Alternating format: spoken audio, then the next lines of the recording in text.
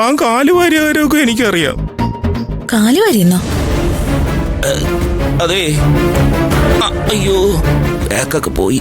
അതെ, താനേ നന്ദിനിയോട് സംസാരിക്കുന്നതൊക്കെ ഞാൻ കേട്ടു. മഞ്ജുവിനെ തോൽപ്പിച്ച് ഈ മത്സരത്തിൽ ജയിക്കണമെന്ന് നന്ദിനിയോട് താൻ പറഞ്ഞില്ലേ? മമ്മിക്ക് അതാണ് ആഗ്രഹമെന്ന് പറഞ്ഞില്ലേ? ആ, എന്നോട് വേറെ ഓരോന്നൊക്കെ പറഞ്ഞിട്ട് അമ്മയും മോളും കൂടെ ചെന്ന് അവരുടെ പക്ഷത്ത് ചേർന്നു അല്ലേ? വിജയ്, നാണമുണ്ടോ നിങ്ങക്ക്?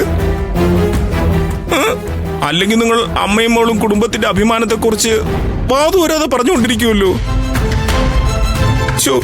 ഇപ്പൊ എന്താ അഭിമാനം കെട്ടുകെട്ടിപ്പോയോ? ഇത്രയും മണ്ടനായി പോയല്ലോ നിങ്ങള്.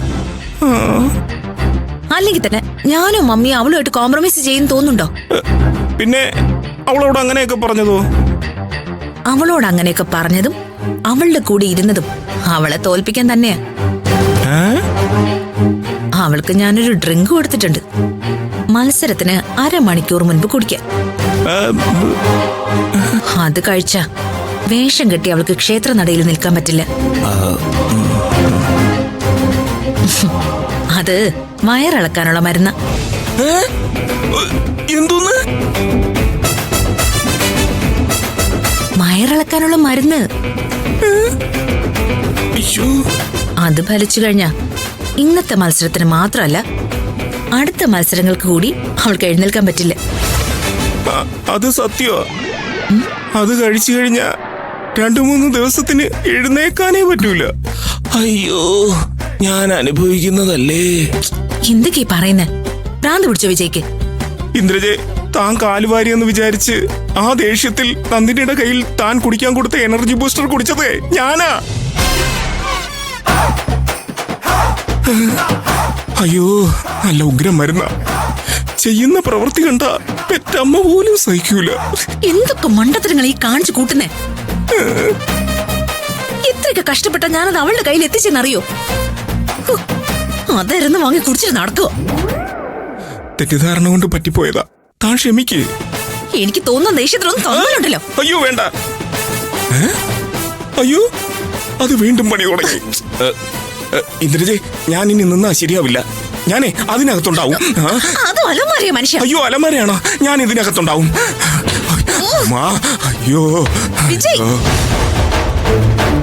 ഞാൻ ക്ഷേത്രത്തിലേക്ക് പോവാ. എവിടെ വേണോ പൊക്കോ, വരുമ്പോ ജീവനോടുണ്ടെങ്കിൽ കാണാം. ദൈവമേ, അയ്യോ എന്താ പാവ. അയ്യോ അപ്പാ, അമ്മ.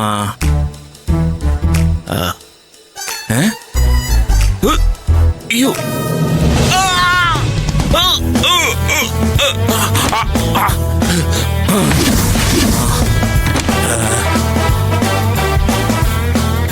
അയ്യോ അമ്മ. വിജയ്, നീ തീർന്നടാ, തീർന്ന്. അയ്യോ,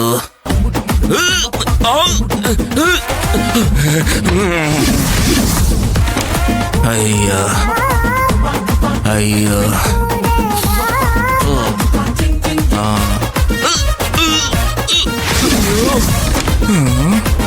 അയ്യോ, ഇതെത്ര പ്രാവശ്യമായി? അയ്യോ, ഒരു കട്ടൻ ചായ ഇട്ടുതരാൻ പോലും ആരുമില്ല.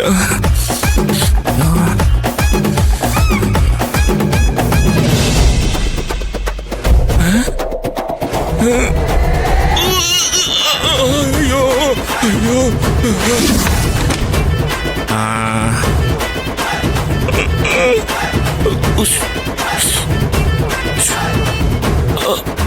അയ്യോ അമ്മ, അയ്യോ അയ്യോ.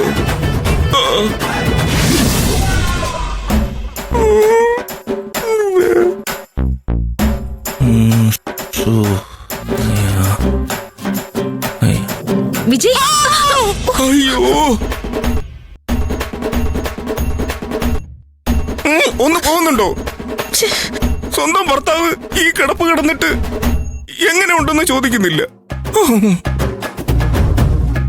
നിനക്കറിയോ, ഒന്നനങ്ങിയ അയ്യോ ബാത്റൂമിൽ പോകേണ്ട അവസ്ഥയാ.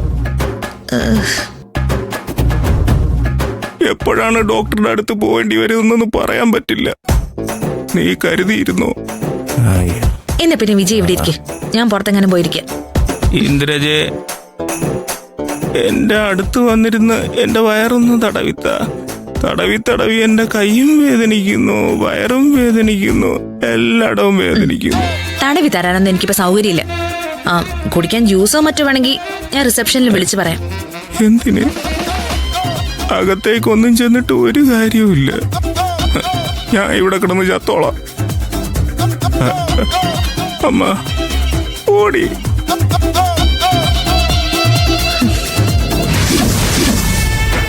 സുമംഗലി പൂജയിൽ നറുക്കെടുപ്പിലൂടെ തിരഞ്ഞെടുക്കപ്പെട്ട ദമ്പതിമാർക്കിടയിൽ നടക്കുന്ന രണ്ടാം മത്സരം ഏതാനും നിമിഷങ്ങൾക്കകം നിങ്ങളുടെ കൺമുന്നിൽ അരങ്ങേറുകയാണ്. ദേവീദേവന്മാരുടെ വേഷം കെട്ടിയെത്തുന്ന മത്സരാർത്ഥികൾ നമ്മുടെ കണ്ണിനും കാതിനും ഇമ്പമേകാനെത്തുകയാണ്. 1000 കണ്ണി അമ്മയുടെ അനുഗ്രഹത്തോടെ രണ്ടാം മത്സരം ആരംഭിക്കുകയാണ്.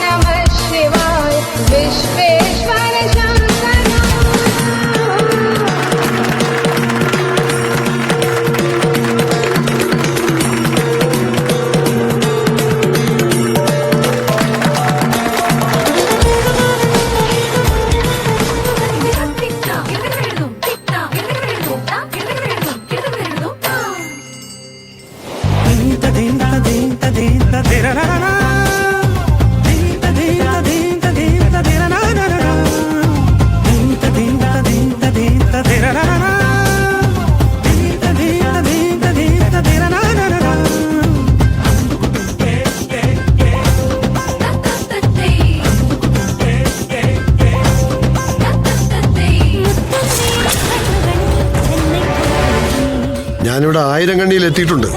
സുമംഗലി പൂജയിൽ എന്റെ ശത്രുവായി ഇപ്പം മത്സരിച്ചുകൊണ്ടിരിക്കുന്നത്. അപ്പോ പിന്നെ അവളെ ഒന്ന് നേരിട്ട് കാണാതെ പറ്റുമോ? എന്റെ ഒരു വിളി കാത്തിരിക്കണം.